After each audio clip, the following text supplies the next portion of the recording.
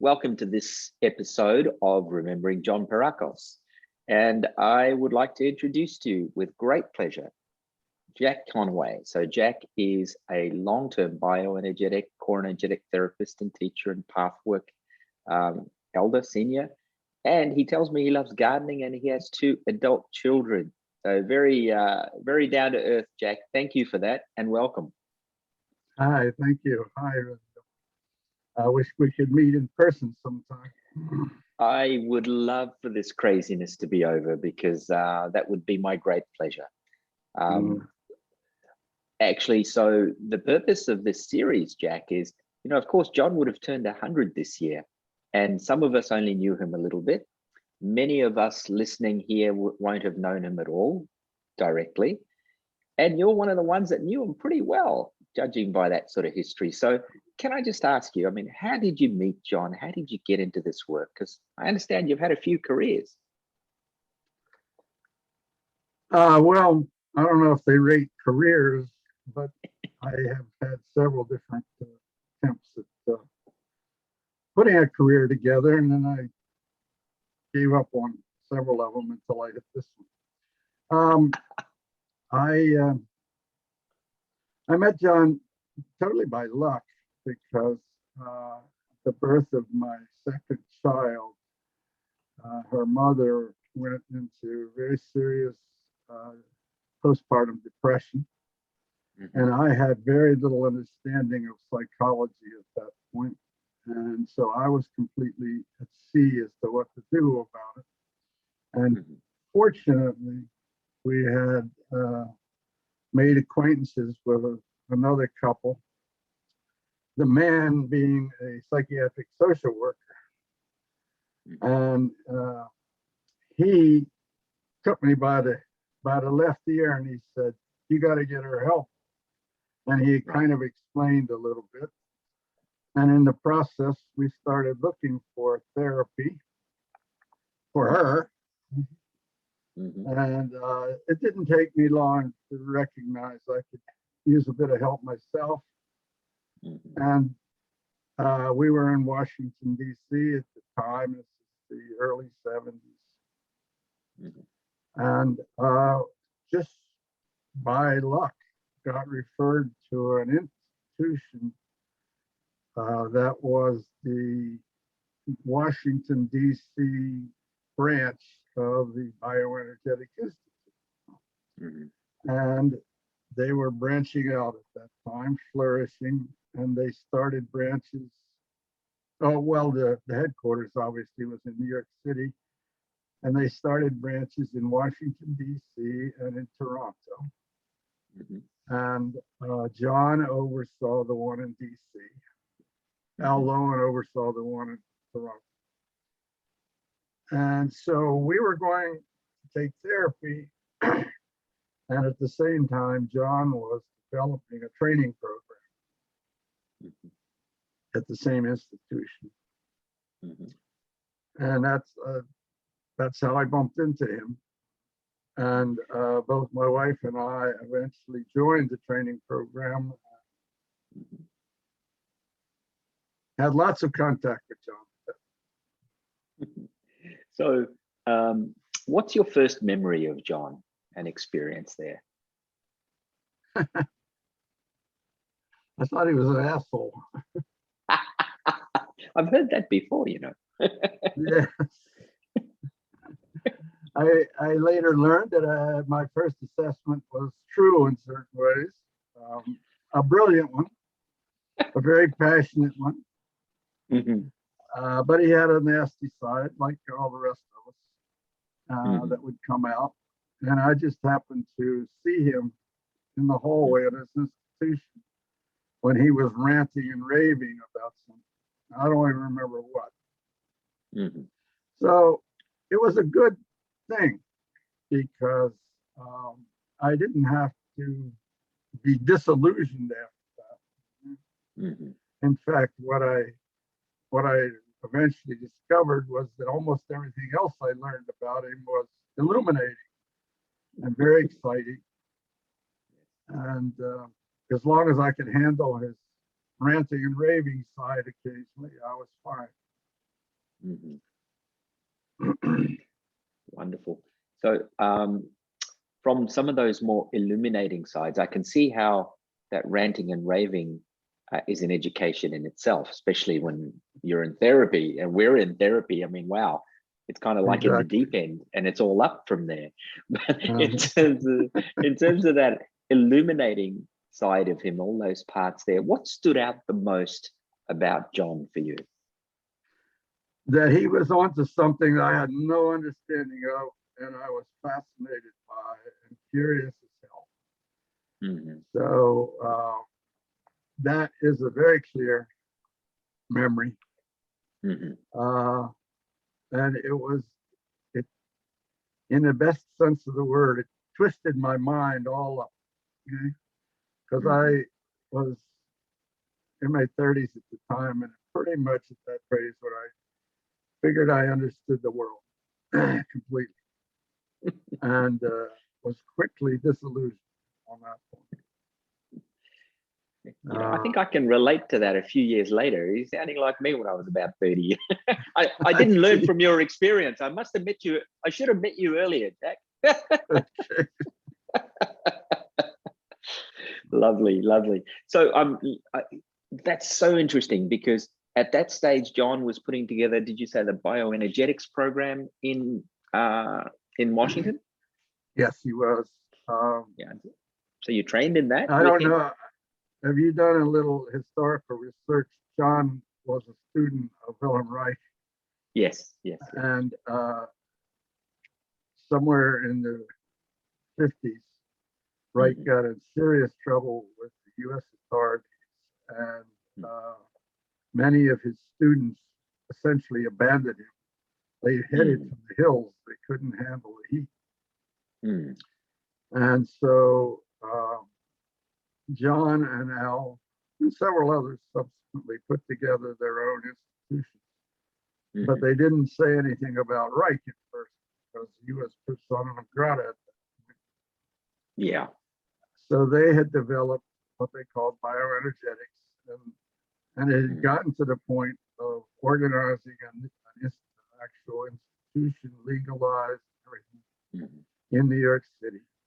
And it Mhm. had begun to flourish to the point where they decided this branching out was necessary. So the institute, the Bioenergetic Institute, was flourishing, well Mhm. founded, still there. Um, and so the program was well developed. What was needed was the people on the ground in Washington. And Mhm. John had identified a person named Jim Mhm. Cox, Mhm. who was a therapist and curious as hell about Reichian work. And they put together this institute. It was new in that sense. Uh, so I got there kind of like, I think I was in the second class, yeah, Mhm. at that institute. My wife was in the first class and I was in the second class. And by class, I mean a 4-year class. Yes, yes. So she got the bug a little bit earlier than you. It took you a bit longer to get bit. Yeah, well, I don't know. That was pretty sneaky of her. Somehow she got in there without telling me. But Smart woman. no, actually, I want to compliment her because she led me. I was I was Mm, dragging my feet, quite yeah. frankly, Mm, and but she was showing me what could happen. And so yeah. I was like, wow. I mean, I was literally like a kid seeing, I don't know, Jurassic Park or something like that. It was strictly a wow. I mean, I was meeting people Yeah. that were fascinating to me, and they were fascinated with life. Yes. So it's quite inspiring to see her really taking off down that path by the Yeah, sounds of it. Yeah, wow. And then so through this 4-year training, and I'm presuming John was quite prominent in the training there for you guys. Yeah. Yeah, it was a 3-year training, but it was pretty intense. So we were, it was, we figured out at some point, nobody really kind of put this in it for sure, but we were doing about 25 hours a week of work of one kind or another, taking therapy our own self, Wow. studying, reading, things like Yeah. that. And John would appear periodically. At Yeah. first, I didn't know exactly what his routine was, but he would show up at least 4 or 5 times a year for a weekend workshop. And then there were other people from the Bioenergetic Institute who would come down and do training Right. at other times. Yeah. Wow. So it was a nice mix of different people, different styles, different energies. Correct. Yeah. Yeah. And so after the bioenergetics training, how did you progress? I mean, what happened for you? Did you practice for a while? Did you tell me a bit Well, about Jac's journey at that point? yeah, we didn't get much of a heads up on this, but we found out later that the difficulty between John and Al had been developing for most of the time we were there. And many of the trainees in New York knew all about it, I discovered. But we either were blind or anyway, somewhere near graduation, John invited us to a professional workshop. The whole class, the whole institute for that matter. There were 3 classes at that point. He invited us all to this professional workshop in what turned out to be the Pathwork Center, Phoenicia. Right.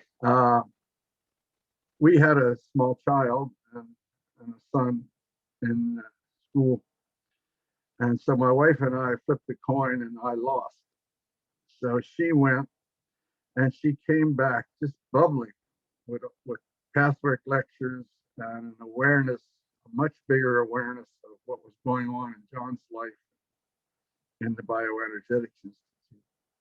This was before anybody mentioned the word core energetics. Sure, sure.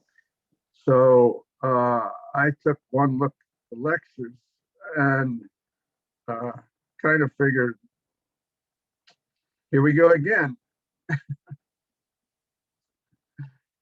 So this was taking me an even deeper, I suppose, dive or maybe a higher flight into the world of spirit by getting the lecture material, which John had never mentioned before. So that's how I found out about Phoenicia and the Pathwork and lectures. Wonderful. And then was John offering a training at that stage? Was that the Institute of the New Age at that stage you were starting to form? No, I'm not exactly sure when that came about, but it was the same time, roughly the same time, within a year and a half or so. Because my wife had already graduated and I was graduating. And we, part of our studies was to develop work with clients. So we essentially had our client laid out. We had a practice client in Washington. And my wife's idea was that we would take the summer off. This was 1974, I guess, and go to Phoenicia and hang out there before we kind of settled down into our routine in DC. Kids would have fun and stuff. Yeah. So we did. And I think Phoenicia was 2 years old at that point, and it was still pretty rough. They had bought this resort, but it was a summer resort, and now they wanted to turn it into a year-round. So there was tons of work to be done to Imagine. winterproof it, things like that. Yeah. It gets pretty cold there, hey? So, Well, we were there in the summertime at first, but it eventually got cold. And it was, again, kind of like out of the movies where we were packing up to go back to DC in I guess the 1st of September, and yeah. put the kids in school and settle in. We had a house that we had rented for the summer. And we were literally packing our bags and looking, and we just looked across the bed at each other and essentially said, why are we going back? Yeah. So within less than 24 hours, we had made application to live there. Wonderful.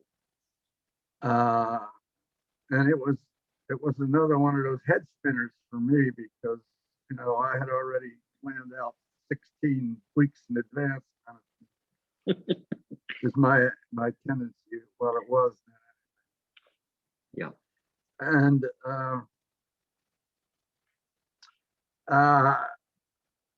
we got accepted. I took my son down to the local school. I think the day after, or 2 days after. And he was happy to go because the school he had been in Washington didn't have a very good sports program, and he was old enough that he wanted sports. And this was a big high school with big fields and this, that, and the other. So we just jumped in we had a Volkswagen bus. We jumped in the bus. We went back to DC. We told our clients bye-bye. And we were rented here. our house. We were here, and now we're going. Here's another therapist. we had finished what I'm going to say, and we were back in a week's time. We rented our house, furnished house. We packed up all of our personal stuff, got it out of there. We went through various things we had to sort out. Yeah. With that kind of stuff. And we went back to Phoenicia and moved into one room. Well, the kids had another room, but anyway. But it also turned out to be a time when this was happening, because there were 2 other families with children who moved in at the same time.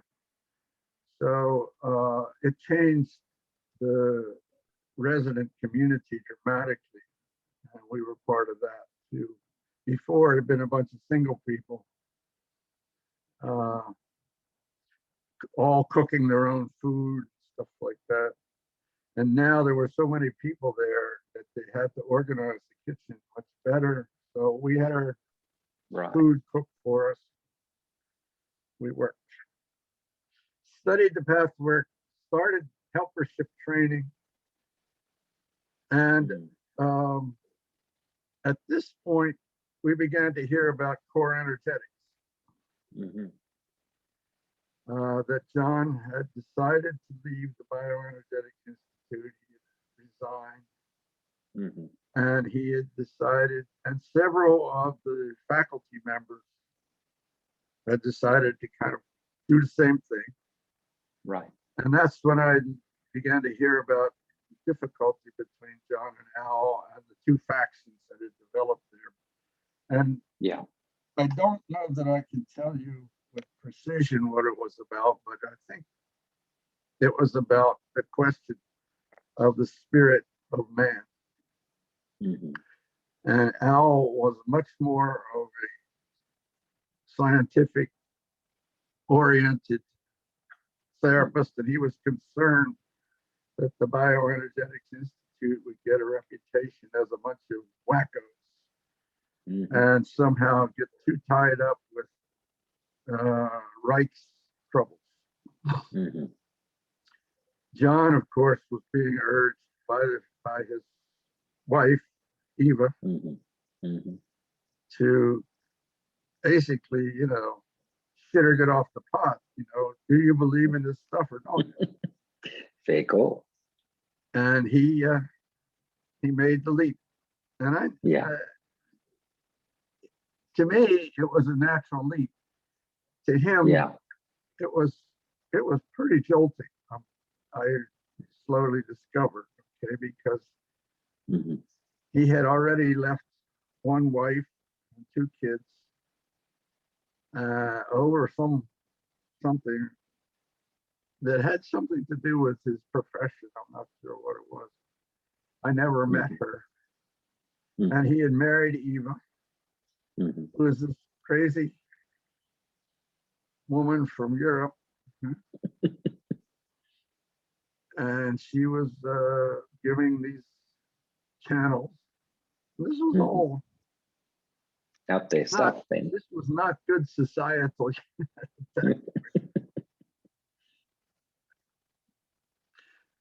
So right away, he wanted me to join. Well, all the people, me and my wife both, and other people from DC, he wanted us to join the core energetic training. And I'm saying to myself, what do I need another training for? Okay, I just finished 3.5 years of this, and I'm ready to go to work, blah, blah. But my wife decided she's going to join, and for four other friends from DC are going to join, even though they had already. So I was actually walking down a path of the Phoenicia Center in late summer. Well, I think it was early fall anyway. And John comes along, and we stopped and talked. We talked about a couple of things had to do with the development of the center and physical buildings and stuff. And he didn't even mention core energetics or the training until the last thing. And he said, okay, I'll see you tomorrow. Meaning, be there at the beginning of the training. In the business, it's called an assumptive close. You're in. I'll see you in the morning. Exactly. So I kind of, oh God. I mean, I did my number in my head. Okay, I'll try it. If I don't like it, at least he can't accuse me of blowing him off. So that's how I joined the first core energy. And how was your experience of that training? Well, it was wonderful, in one sense, because I love learning, and I had kind of kidded myself once again that I had learned everything. Okay? And here was a clear, obvious training that was new, even though I had been through the bioenergetic training. And it turned out, of course, that he had invited only people who had been in the bioenergetic training. So the whole class basically took off from that point. So it was new and exciting and interesting. But I also learned another one of the downsides of John Caracas, and that is he is a terrible administrator. It just wasn't his. It never was. It never turned out to be the rest of his life. Mm. And he only very slowly, over several years, after being told by innumerable people that he needed administrative help, that he actually let other people kind of help him organize his life and stuff like that. So there was a lot of chaos in the training, and eventually we took it over, the students. At least about a dozen of us just decided, look, we're not going to go through this craziness anymore. There's good stuff here. We want to stay in it, but we're going to organize it. And we did. So I'm still good friends with several of those people. So who are some of these that we're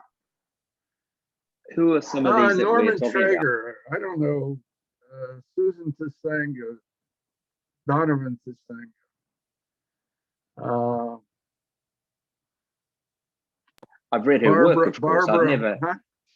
yeah, both of theirs, Susan and Barbara. I've read their works, obviously, but I've never met Yeah, them as yet. right. Uh-huh. Well, there were two Wonderful. So they Barbaras were actually. Barbara Brennan, and I forgot the other one's last name, but she's still a core energetic therapist too. She lives in the West Coast now. wonderful. Well, I'm going to track them down too, because I'd be interested to hear their history and views as well. All right. Wonderful. Well, I'm sure Donovan and Susan be happy to talk to you, and Norman probably. I'll send you contact information for them. Wonderful. Thank you. Barbara Brennan's not available Yeah. anymore. And I don't know if I know how to get hold of the other Barbara, but I'll figure it out somehow. Great. Thanks. Hey, so if to close off this piece, if you were to talk about something that's really stayed with you over the years and maybe even grown in meaning for you around your experience with John, or something that he said more at a personal level, what would that be?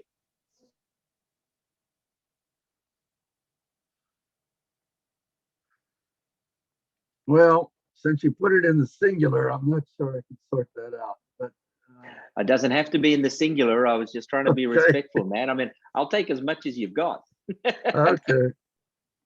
Well, we did eventually.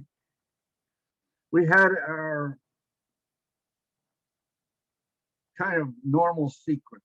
Okay, he was my mentor for a while. He stayed that for the rest of his life. But at some point, we started getting a lot of friction between us. I wasn't alone in that, obviously. A lot of people had friction with John, but my personal friction. And I quit. I mean, I finished the training, but I he then turned. He asked several of us to be faculty members and teach, and he developed this regular, ongoing kind of peer supervision group with us all. And at some point, I quit that. I just fuck you, kind of. I don't need you. And I didn't teach for about 5 years.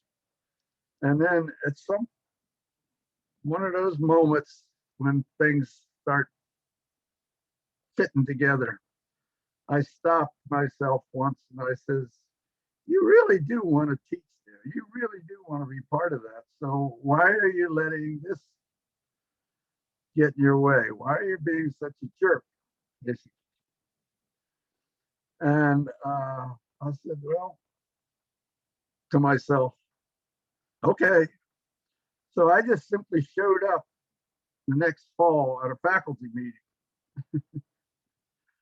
And everybody was happy to see me, including John. So it was one of those things that I had set up for myself, that I was pariah, and it was wrong. I mean, I was wrong. That was probably in the mid 80s, I think, by that time, or late 80s. So the prodigal son did return. Yeah, what I saw, and it took a few weeks for me to let this sink in, was John's really common focus on his task in life. Okay? And it had nothing to do with any kind of friction. It was about following his light, his beam, and just kind of shedding off all the friction, I guess is the best way, all the stuff that would seem to get in the way, all the kind of human stuff that people hang on to for years and stuff. It didn't happen very much with John. For very long anyway. Sometimes it would come back around, but not often. And it was a great lesson to me, because I learned it myself because I gave in to my longing. But I saw that John was the model for it. Right. Whenever there's friction, you pay attention to it, you deal with it, and you let it go. The third Wow. aspect, the third May I aspect just of, take a moment, Jack? Mhm. What you've just said there was so simply said, and yet the genius of the work that Al and John, and then later John, developed was in how to do exactly that, wasn't it?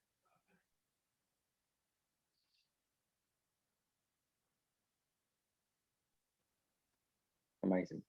yeah, Sorry, please it continue. was what do you call the practical application of the theory. Yeah, I'm with you. I mean, that's what inspired me the most when I sort of experienced this work. There's a lot of theory in my head, and I watched it unfold in front of me, and I went, "Holy moly, look at that!" You know, and you're speaking there, and it's just inspiring me again. You know, it's you put it so simply and succinctly, and yet that's the body of the work, isn't it?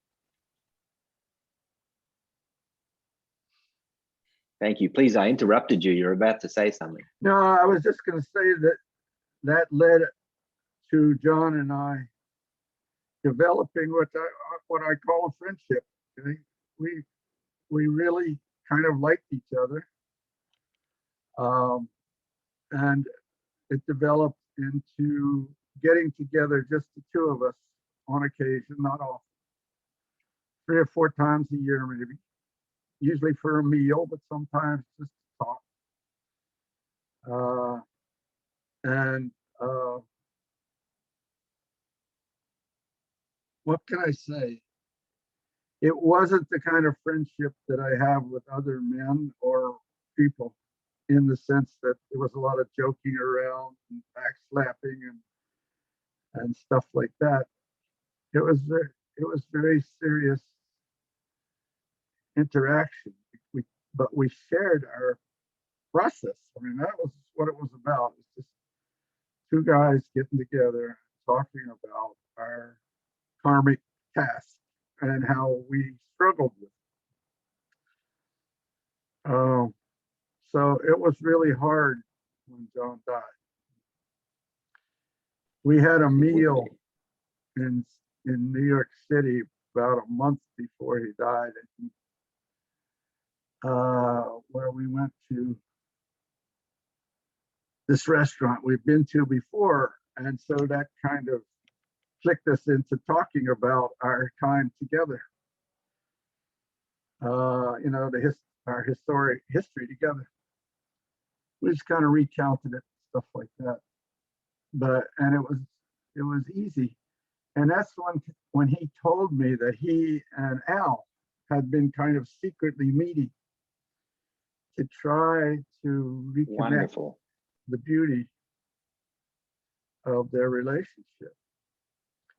And he asked me not to tell anybody for some reason. I said, why not? It sounds beautiful to me. Well, da da da da da. I don't remember exactly why he told me, but it didn't make any sense to me. But I didn't. It's fine. So beautiful that they were reconnecting and making that effort. Yeah, right. And